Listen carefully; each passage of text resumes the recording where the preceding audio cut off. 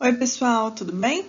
Na aula de hoje, a gente vai aprender sobre o sistema cardiovascular, ou muito conhecido também como sistema circulatório. Bora lá? Vocês já pararam para pensar de que forma os nutrientes que absorvemos na digestão, ou seja, quando a gente ingere alimento, e o oxigênio que inspiramos chegam nas nossas células?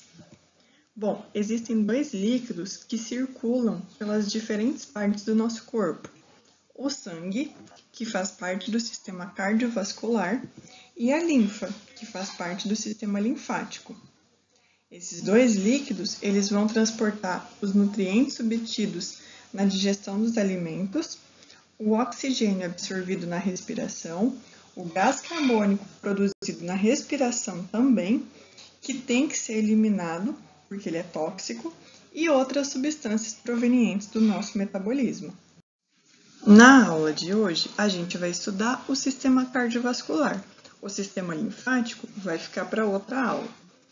Esse sistema cardiovascular, ele é responsável por transportar os nutrientes adquiridos através da digestão dos alimentos que a gente come, os gases da inspiração e da expiração, ou seja, oxigênio e gás carbônico, os hormônios produzidos pelas glândulas endócrinas, as células sanguíneas que a gente vai ver nessa aula e as células de defesa, que algumas a gente também vai ver hoje. Tudo isso é transportado pelo sangue e o sangue se movimenta pelo nosso corpo através dos batimentos cardíacos. Esse sistema, então, está integrado com o sistema digestório, através do transporte de nutrientes, com o sistema respiratório, através do transporte dos gases, com o sistema endócrino, através do transporte dos hormônios, com o sistema imunológico, relacionado com as células de defesa, e com o sistema urinário, porque tudo que não for utilizado pelo nosso corpo ou que for tóxico, é filtrado lá nos rins e eliminado pela urina, na forma de urina, né? Esse sistema cardiovascular, ele é formado por três partes: os vasos sanguíneos, o coração e o sangue. E a gente vai ver cada um desses de forma detalhada. Os vasos sanguíneos constituem uma rede de tubos que conduzem sangue por todo o nosso corpo. E existem três tipos diferentes de vaso sanguíneo: as artérias, as veias e os capilares. As artérias levam o sangue do coração para as demais partes do corpo. Elas possuem paredes grossas e elásticas. Repara aí na setinha preta. Ela está mostrando a espessura da parede das artérias. Por terem paredes grossas e elásticas, esse tipo de vaso consegue suportar uma grande pressão de sangue passando por elas. E também contribui para a contração e relaxamento dos batimentos cardíacos. Além disso, as artérias se ramificam em vasos de paredes mais finas, chamados de arteríola. Depois, essas arteríolas se ramificam ainda mais, originando os capilares. Então, aqui nessa imagem, a gente tem uma artéria que tem uma parede grossa, que se ramifica em vasos mais finos, chamados de arteríola, que vão se ramificar também em vasos ainda mais finos, chamados de capilares.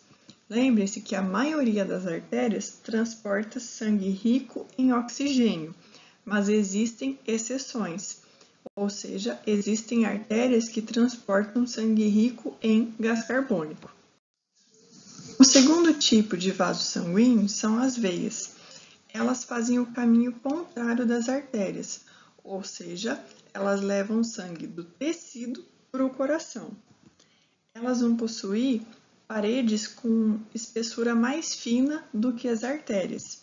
Isso faz com que a pressão no sangue, com que a pressão no interior das veias seja mais baixa, dificultando o retorno do sangue para o coração. Aí, para o sangue conseguir ir dos tecidos para o coração, existe uma estrutura chamada de válvula. Então, é a válvula que facilita com que o sangue vá dos tecidos para o coração. Se não existissem essas estruturas, as válvulas, o sangue iria fazer o caminho contrário. Ele ia do coração para os tecidos. Então, as válvulas são essas estruturas aqui. Quando elas estão abertas, elas permitem o sangue ir dos tecidos para o coração. E aí elas se fecham, impedindo que o sangue volte, faça o caminho contrário.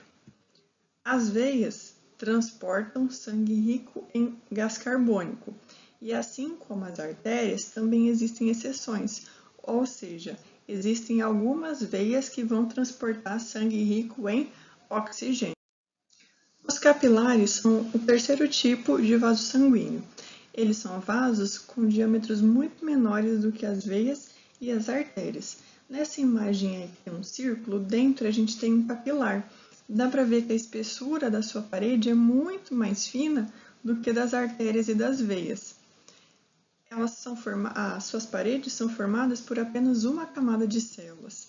Por isso, os materiais que estão no sangue passando pelos capilares conseguem facilmente atravessar os capilares e voltar. Por exemplo, pensa nos alvéolos que a gente viu na aula passada. Nos alvéolos ocorrem as trocas gasosas. Vai o gás oxigênio dos alvéolos para os capilares e o gás carbônico faz o caminho contrário. Isso só é possível devido à espessura muito fina dos capilares. E são esses tipos de vasos que vão estabelecer uma comunicação entre as artérias e as veias. Além dos vasos sanguíneos, nós temos o coração, que é o principal órgão do sistema cardiovascular. Ele é um órgão muscular e oco. Na imagem da esquerda, a gente está vendo a representação de um coração humano. E na imagem da direita, a gente está vendo como que é esse órgão por dentro. Ele está localizado entre os nossos pulmões e ele funciona como uma bomba dupla, porque ele vai ter um movimento de contração e relaxamento alternado. E esses movimentos alternados é que fazem com que o sangue seja impulsionado no interior dos vasos sanguíneos para todas as partes do nosso corpo. O lado esquerdo do coração, ele bombeia sangue rico em oxigênio. E esse sangue rico em oxigênio, lembra que ele passa pelas artérias. Daí a gente chamar esse sangue de sangue arterial. E ele vai para todas as partes do corpo. Já no lado direito, o coração bombeia sangue venoso, sangue rico em gás carbônico. Lembra que são as veias que transportam o sangue rico em gás carbônico, daí o nome sangue venoso. E esse sangue vai para os pulmões. E você já se perguntou do que é formado o coração? Bom, o coração ele é formado por um músculo potente chamado de miocárdio. Externamente ao coração, ao miocárdio, existe uma membrana chamada de pericárdio, que é essa parte esbranquiçada que vocês estão vendo. E entre o pericárdio e o coração, o miocárdio, existe um líquido chamado de líquido pericárdio, que ele facilita a movimentação do coração, os seus batimentos cardíacos. Quais são as principais partes do coração? Então, se a gente cortasse o coração ao meio, de cima a baixo, a gente ia ver mais ou menos essas estruturas, tá? Então, vamos por partes. Na parte de cima, a gente tem os átrios, o átrio direito e o átrio esquerdo. Eles têm paredes finas, são menores e recebem o sangue das veias. A veia cava superior e a veia cava inferior lançam sangue no átrio direito e as veias pulmonares lançam sangue no átrio esquerdo. Depois, a gente tem os ventrículos, o ventrículo direito e o ventrículo esquerdo. Eles têm paredes mais grossas, são maiores e impulsionam, mandam o sangue para as artérias. Do ventrículo direito, bifurca as artérias pulmonares. e do ventrículo esquerdo, a artéria aorta, certo? Então, essas são as principais estruturas do nosso coração. Beleza, a gente viu quais são as estruturas do coração. Mas e como que acontece os batimentos do coração? Bom, o batimento do coração nada mais é do que movimentos de contração e relaxamento da musculatura. Quando o coração contrai, a gente chama de sístole. E nesse movimento, o sangue está sendo bombeado para os vasos sanguíneos. Depois da sístole, vem a diástole, que é o movimento de relaxamento do coração. E nesse momento, o sangue entra no coração. Então, os batimentos cardíacos são movimentos repetidos de contração e relaxamento, ou seja, sístole e diástole, ou seja, o sangue é bombeado dos vasos sanguíneos e entra no coração, certo? Então, contração, relaxamento, sístole, diástole. O sangue vai para os vasos sanguíneos e entra no coração. É essa a repetição aí dos batimentos do coração. Já vimos sobre os vasos sanguíneos, sobre o coração, agora falta a gente ver sobre o sangue. Ele é um líquido viscoso, vermelho, que circula por todo o nosso corpo, transportando diferentes tipos de materiais, como os nutrientes, os gases, hormônios, as células do sangue, células de defesa e substâncias tóxicas para o nosso corpo. Esse sangue ele é formado por 3 partes diferentes, vamos chamar assim: o plasma, as células sanguíneas e as plaquetas. Aí na imagem do lado, a gente já consegue ver mais ou menos quem que é quem. O plasma é essa parte amarelada, as células sanguíneas vão ser os glóbulos brancos e vermelhos, e as plaquetas, que são essas mais amareladas. O plasma é a parte líquida do sangue. Se a gente coletasse o nosso sangue e colocasse num tubinho de ensaio como esse, colocasse numa máquina chamada de centrífuga, ela ia separar as partes do nosso sangue da forma como está representado nessa imagem. Então, o plasma ele tem uma cor amarelada e ele corresponde a 50 a 55% do volume do nosso sangue. Ele é formado por água, nutriente, oxigênio, gás carbônico, hormônios e resíduos produzidos pelas células. Notem que os leucócitos correspondem a 4% do nosso sangue e as hemácias a 41%. Já as células sanguíneas, elas são produzidas na medula óssea vermelha. Essa estrutura se localiza nos ossos e lá que são produzidas essas células sanguíneas. Existem 2 tipos de células sanguíneas: os glóbulos vermelhos, ou também conhecidos como hemácias. São células mais numerosas, correspondem a 41% do nosso sangue. Essas hemácias, elas contêm a hemoglobina, que é uma proteína responsável pela cor vermelha do nosso sangue e por transportar oxigênio. As hemácias duram aproximadamente 120 dias e depois são destruídas no baço ou no fígado. O segundo tipo de células sanguíneas são os glóbulos brancos ou leucócitos. São células menos numerosas, correspondem aí a 4% do nosso sangue. Elas têm a função de defesa contra agentes estranhos, ou seja, são elas que nos defendem de vírus, bactérias e materiais tóxicos. Nessa imagem aí, vocês estão vendo um leucócito, um glóbulo branco, atacando um vírus. Essas células duram dias, meses a anos. Isso vai depender do tipo de glóbulo branco. Então, existem vários tipos de leucócitos e eles variam de acordo com o seu tamanho e o seu formato. Então, a gente aí está vendo alguns dos principais, que são monócitos, eosinófilos, basófilos, linfócitos, neutrófilos. Existem esse e outros. E o terceiro componente do sangue são as plaquetas, que são essas estruturas aí indicadas pelas setas. Elas são fragmentos da medula óssea, duram de 5 a 9 dias. São fragmentos celulares bem menores que as células sanguíneas e estão relacionadas com o processo de coagulação, evitando a perda do sangue. O que é coagulação? Quando você se corta, depois de um tempo, o sangue para de sair, não é? Então, quer dizer que ali ocorreu um processo de coagulação. O seu organismo fez a coagulação para que o sangue parasse de sair do seu corte ou do seu machucado, certo?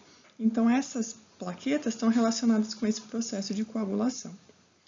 Bom, agora eu vou passar um vídeo para vocês resumindo tudo o que a gente viu nessa aula, inclusive mostrando o caminho do sangue dentro do coração que eu falei que a gente ia ver nessa aula ainda.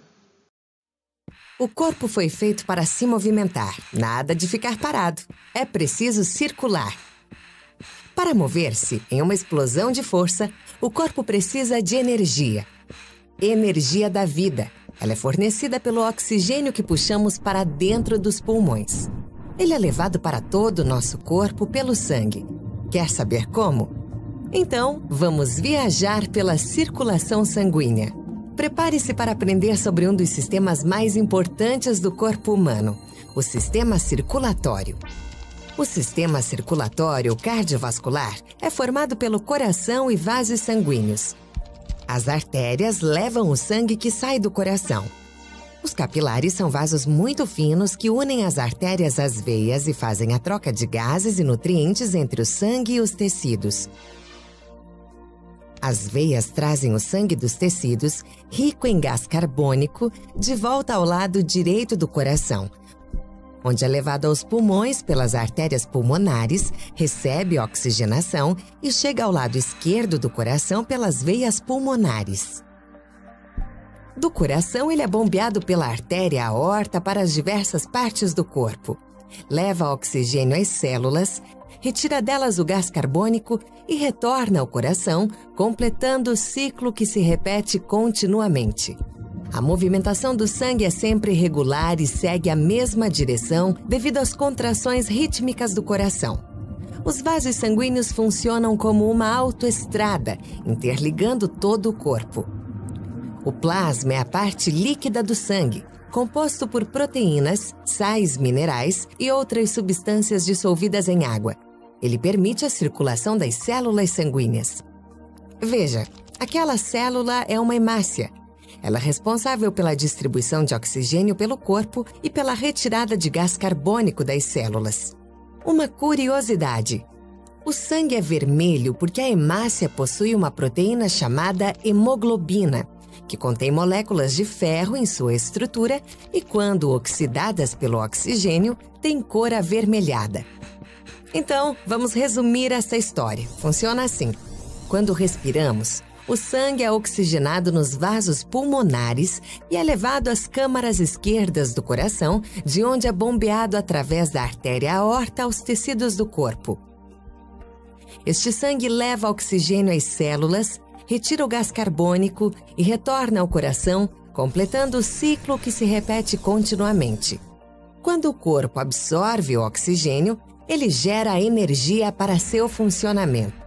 Energia que gera força e nos faz movimentar e viver. Nossa aula se encerra por aqui. Espero que vocês tenham aprendido bastante coisa. A matéria é um pouquinho extensa mesmo, mas espero que eu tenha ajudado vocês, tá bom? Qualquer dúvida, entre em contato comigo. Bons estudos!